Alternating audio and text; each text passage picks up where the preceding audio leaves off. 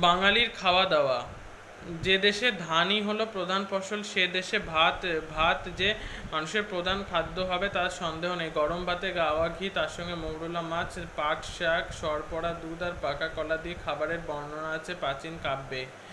গরিব লোকেদের খাদ্য তালিকায় থাকতো নানা ধরনের শাক সবজি। আর আমরা যে সব সবজি খাই সেগুলি বেগুন, লাউ, কুমড়ো, ঝিঙে, কাঁকরোল, ডুমুর, কচু ইত্যাদি প্রাচীনকাল থেকে বাঙালির খাবারে ছিল।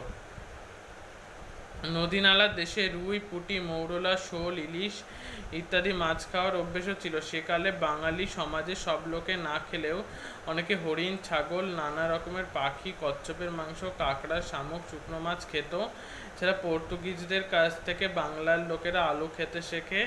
তাছাড়াও ডাল খাবার অভ্যেস বাঙালিরা পেয়েছে উত্তর ভারতের মানুষদের কাছে। তাছাড়া আখের গুড়, দুধ ইত্যাদি থেকে দুধ থেকে তৈরি দই, পায়েস, ক্ষীর বাঙালির প্রতিদিনের খাদ্যবস্তু ছিল। আর ছিল বাংলায় উৎপন্ন লবণ, মহুয়া এবং আখ থেকে তৈরি পানীয় বাঙালি সমাজে চালু ছিল।